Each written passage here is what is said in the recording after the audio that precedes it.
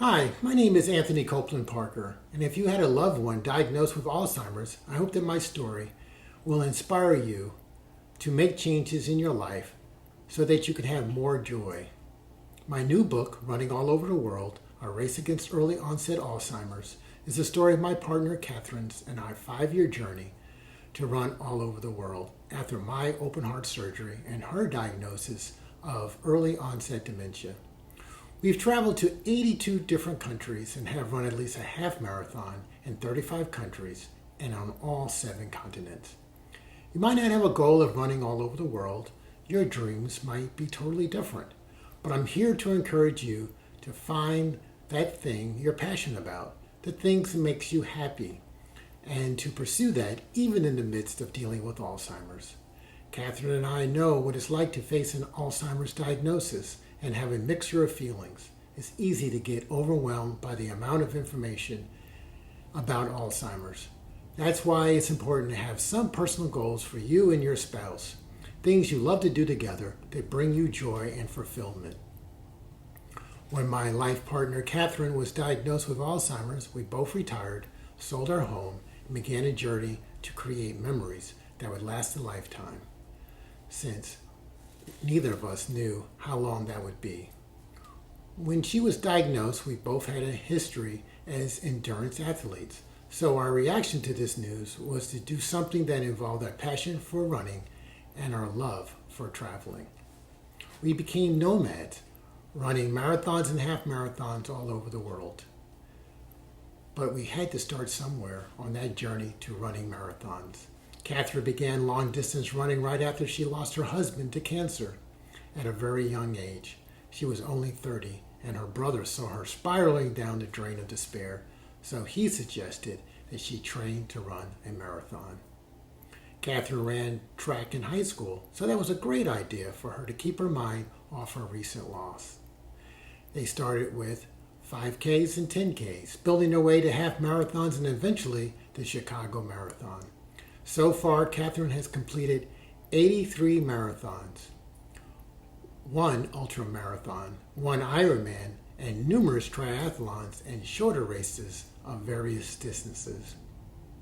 When we set out to run all over the world, we set a goal for her to complete marathons in all 50 states.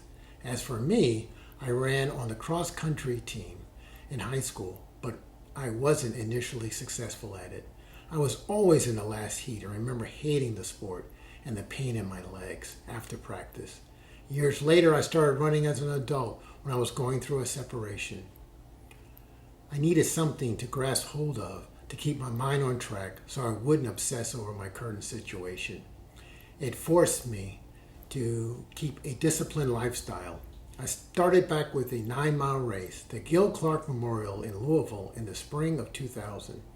I don't think I had ever run a mile as an adult without stopping, and I didn't train at all, but I finished the race at 1 hour, 36 minutes, and 30 seconds, an average pace of 10:37 a mile.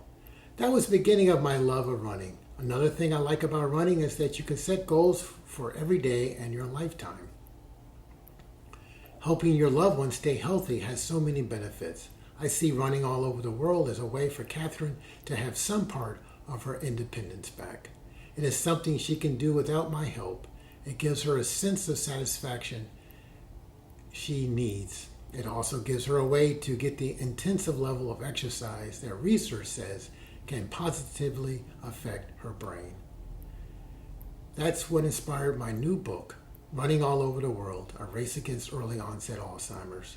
The story started as a blog I wrote during our 6 years of flying, running, walking, sailing, and sightseeing from Atlanta to Antarctica and back again. It's part travelogue and part medical memoir and explores our travel adventures in exotic places like Madagascar, Bhutan, and the Great Wall of China. It offers a day-to-day look at what it means to have nothing but what's in your suitcase. During our years as nomads, we pushed our physical and mental limitations as often as we could, and we finished every race we ran hand in hand. If you've been diagnosed with Alzheimer's or are a caregiver for someone who is, there might be times when the information seems overwhelming. or the future looks uncertain. That might be a signal for you to take a step back, lay out your priorities, and decide how you want to spend the time you have. When you have moments of joy built into your daily life, you're living a full, rich life that can counteract the disease. Things like exercise and new experiences are good for the brain and are enjoyable to do together. You can find ways to keep Alzheimer's from getting worse through simple lifestyle changes that can become a joyful part of your daily routine. It also begins with a mindset shift. It's about finding the things that fulfills you and your loved one and building on those life experiences that spark joy for you. By reading through my free guide on how to create moments of joy, you'll build a life you've always wanted with new memories and joyful experiences, even in the midst of Alzheimer's.